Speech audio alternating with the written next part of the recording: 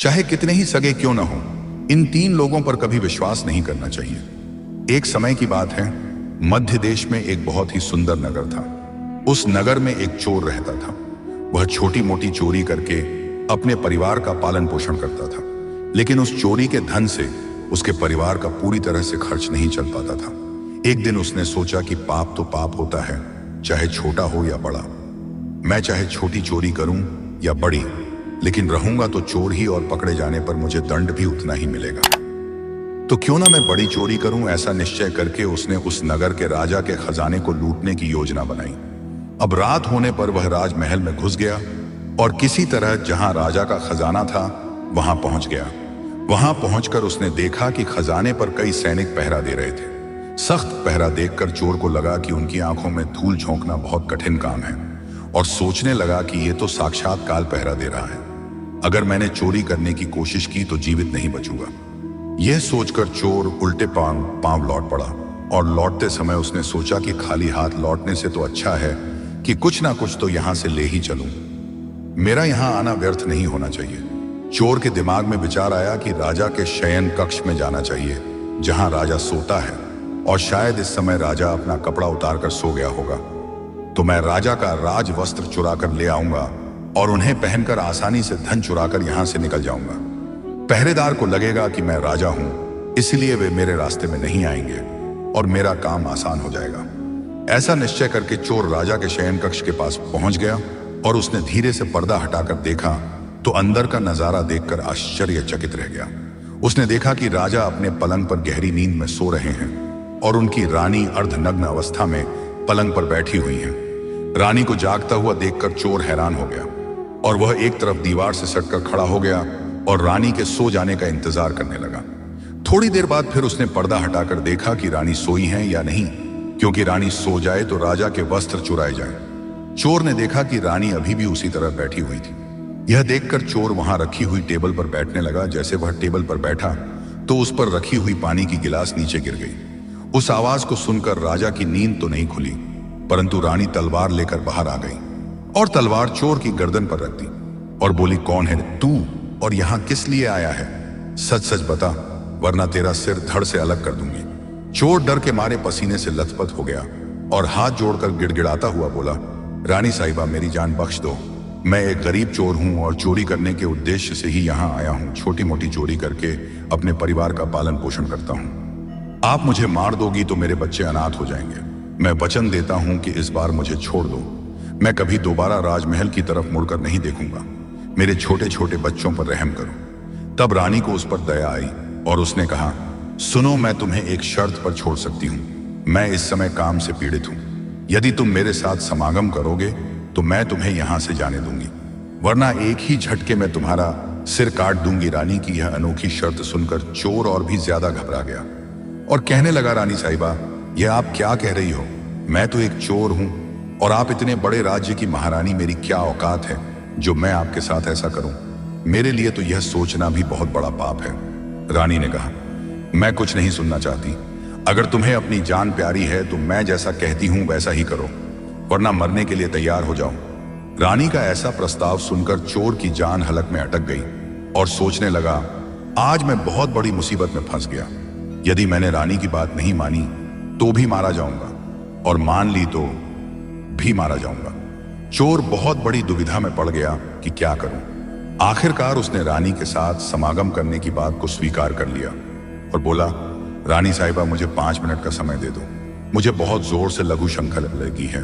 पहले मुझे लघु शंका से निवृत्त होने दो, उसके बाद आप जैसा कहोगी मैं वैसा ही करने के लिए तैयार हूं। रानी ने तुरंत तलवार के इशारे से शौचालय को बता दिया और चोर उसकी तरफ चल पड़ा। रानी वहीं पर खड़ी होकर उसके लौटने की प्रतीक्षा करने लगी। चोर ने इस बीच रानी की नजर से बचकर वहां से भागने की कोशिश की। भागते भागते जब वह द्वार पर पहुंचा तो द्वार पर जो सैनिक था उसने उसे पकड़ लिया और उससे पूछताछ की। चोर डरा हुआ था। उसने सैनिक को सच सच बता दिया कि वह एक चोर है और राजमहल में चोरी करने आया था। लेकिन रानी ने उसे पकड़ लिया और छोड़ने के बदले एक शर्त रखी थी कि वह उसके साथ समागम करे। इसलिए मैं लघु शंका का बहाना बनाकर वहां से भाग आया। इस तरह से चोर गिड़गिड़ाकर सैनिक से उसे छोड़ने का आग्रह करने लगा। सैनिक ने कहा, देख भाई, मैं तुझे एक शर्त पर जाने दे सकता हूँ, और शर्त यह है कि तुम्हें पुनः रानी के पास लौट कर जाना होगा और रानी से कहना होगा कि मैं तुम्हारे साथ समागम करने के लिए तैयार हूं, किंतु उससे पहले तुम्हें अपने हाथ से राजा को मारना होगा। सैनिक की यह शर्त और भी ज्यादा कठिन थी। चोर ने सोचा कि वैसे तो प्राण बच भी सकते थे, परंतु अब नहीं बचेंगे। अगर रानी से यह बात कही तो रानी मेरा सिर काट देगी। अब चोर को चारों तरफ मौत ही मौत दिखाई दे रही थी। मजबूर होकर चोर वापस रानी के पास गया और बोला, रानी साहिबा, मैं आपके साथ संबंध तो बना लूंगा, लेकिन मुझे एक बात का डर है कि उस समय राजा नींद से जाग गए तो ना आप बचेंगे और ना हम। राजा, हम दोनों को मार डालेंगे, इसलिए आपको एक काम करना होगा। आप अपने हाथ से राजा का सिर काट दीजिए, फिर हम निडर हो जाएंगे। अगर आप इतना कर सकें तो मुझे आपकी शर्त मंजूर है, वरना मैं आपके हाथों मरना उचित समझूंगा। आप मुझे मार दीजिए। काम के वशीभूत रानी चोर से कहने लगी, ठहरो, यह कौन सी बड़ी बात है, मैं अभी राजा को मौत के घाट उतार देती हूँ। इतना कहकर रानी ने दोनों हाथों से तलवार पकड़ी और सोए हुए अपने पति का सिर काट दिया। जब रानी ने राजा का सिर काट दिया तो सारा कमरा खून से लटपट हो गया और राजा के खून से रानी भीग गई। वह भयानक दृश्य देखकर रानी बेहोश होकर गिर पड़ी और उसी समय चोर वहां से फरार हो गया। सुबह राजमहल में शोर मच गया कि कोई राजा साहब को मार दिया, मगर राजा को मारने वाले का कोई पता नहीं चल पा रहा था। सब लोग बड़े आश्चर्य में थे कि राजा को सोते हुए किसी ने मार डाला। इधर रानी भी दहाड़ मार मार कर रो रही थी। इस रहस्य को पूरे राजमहल में केवल वही सैनिक जानता था कि रानी और उस चोर में से किसी एक ने ही राजा को मारा है, परंतु उसने इस बात की चर्चा किसी से नहीं की। राजा के अंतिम संस्कार की पूरी तैयारी हो चुकी थी। उधर रानी ने घोषणा कर दिया कि वह अपने राजा के साथ सती होना चाहती है। यह जानकर किसी ने रानी पर संदेह नहीं किया, क्योंकि अगर रानी ने राजा को मारा होता तो वह राजा के साथ सती क्यों होती।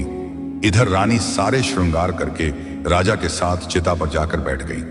राज्य के सभी लोग की चिता पर एक एक करके लकड़ी रख रहे थे और उन्हें नमन करके पीछे लौट रहे थे। इस प्रकार सबसे अंत में वह सैनिक भी राजा की चिता पर लकड़ी रखने गया जो इस रहस्य को जानता था।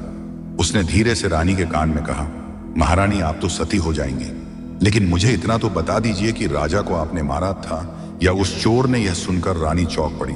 वह समझ गई कि इसका मतलब इस भेद को यह सैनिक भी जानता है। रानी ने कहा, सुनो, राजा को ना तो मैंने मारा है ना उस चोर ने। अगर तुम्हें यह जानना है कि राजा को किसने मारा है तो तुम नगर से बाहर उत्तर दिशा में जो जंगल है उसमें चले जाओ। वहां एक कुटिया में एक बुढ़िया रहती है, वह तुम्हें इस रहस्य को जरूर बता देगी। सैनिक को यह रहस्य जानना था, इसलिए वह अगले ही दिन रानी के बताए अनुसार जंगल में चला गया।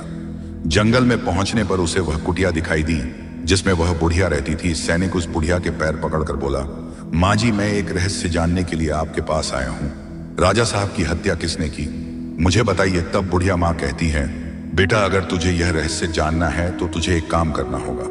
मेरी कुटिया के बाहर एक बकरा बंधा हुआ है, तू अपनी तलवार से उसका सिर काट दे और सिर काटते ही बकरे की दाढ़ वहीं गिर जाएगी और उसका सिर हवा में उड़ने लगेगा। तब तुम उस बकरे के सिर के कान पकड़कर लटक जाना। वह बकरे का सिर तुझे जिस जगह पर ले जाएगा वहां पहुंचकर तुझे तेरे सवाल का जवाब मिल जाएगा कि राजा को किसने मारा है। अब सैनिक ने वैसा ही किया।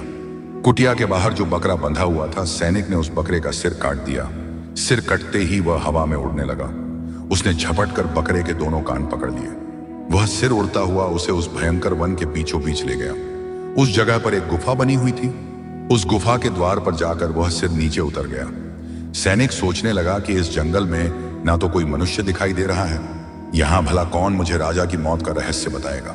वह गुफा के द्वार पर खड़ा यही सोच रहा था, और वह गुफा एक राक्षस की थी जिसमें वह राक्षस और उसकी एक बेटी रहते थे। अब शाम हो गई थी और वह राक्षस अपने भोजन के लिए बाहर गया हुआ था।